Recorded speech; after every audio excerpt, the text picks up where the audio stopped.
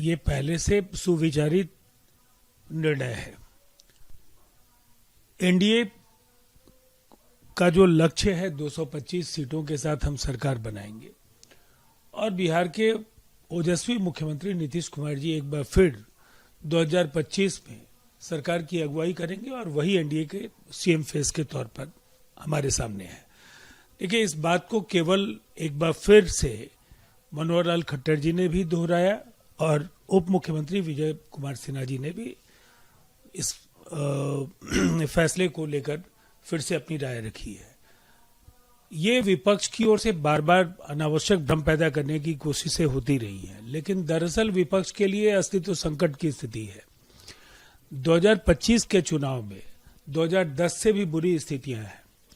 राष्ट्रीय जनता दल अगर जो स्थितियां हैं कांग्रेस के साथ उनका अलायंस रहेगा या नहीं रहेगा, अभी इसमें भी संशय है। ये अगर गठबंधन रहता है बरकरार, तब भी 1.5 दर्जन से ज्यादा सीटें उन लोगों को नहीं आने जा रही हैं और अलग अलग लड़े तो एक एक सीट के लिए इन्हें तरसना होगा। लेकिन निसंदेह बिहार विकास की जिन ऊंचाइयों को छू रहा है, इस बजट से विकसित राज्यों की पांत में आने की जो स्पर्धा है उसमें हमारी जमीन तैयार हो जाएगी। ये बजट राज्य में न्याय के साथ विकास की जो एक लंबी यात्रा है, नीतीश कुमार जी की जो दृष्टि है, जो उनका चिंतन है, जो उनकी सोच है, इस बजट के जरिए एक बार फिर से उन्होंने इसको सुस्थापित कर दिया है।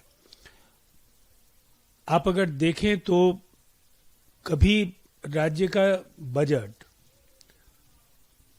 23,885 करोड़ हुआ करता था और उससे 2.5 गुना ज्यादा राशि का प्रावधान केवल शिक्षा के मद में किया गया। ये 60,000 करोड़ रुपए से ज्यादा की राशि दी गई है कानून व्यवस्था को और बेहतर बनाने के लिए।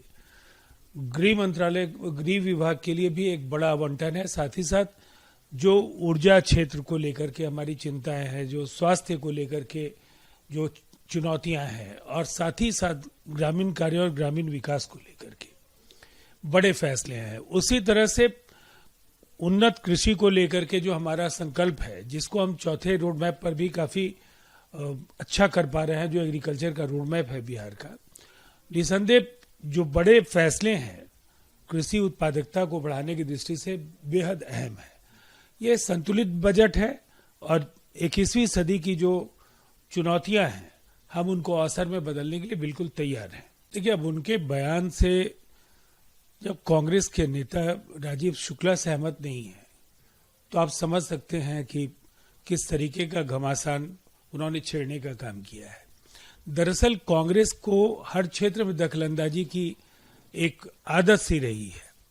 अब क्रिकेट कंट्रोल बोर्ड जो खिलाड़ियों के प्रदर्शन, उनके फिटनेस, इन तमाम मामलों को लेकर के एक ऑटोनोमस बॉडी है, वो फैसले लेते हैं। वहां फिर कांग्रेस के स्पोक्स पर्सन का रूल कहां बनता है?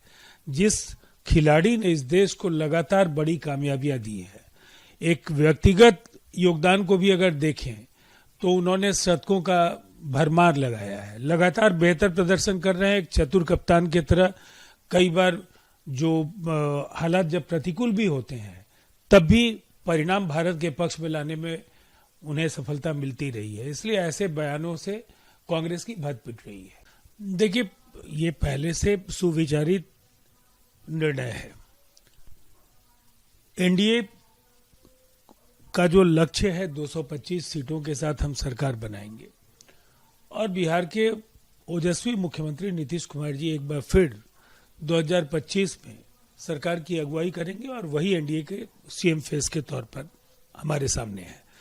देखिए, इस बात को केवल एक बार फिर से मनोहर लाल खट्टर जी ने भी दोहराया और उप मुख्यमंत्री विजय कुमार सिन्हा जी ने भी इस फैसले को लेकर फिर से अपनी राय रखी है।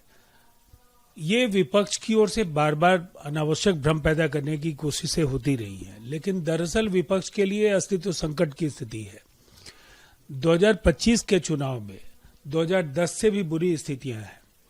राष्ट्रीय जनता दल अगर जो स्थितियां हैं कांग्रेस के साथ उनका अलायंस रहेगा या नहीं रहेगा, अभी इसमें भी संशय है।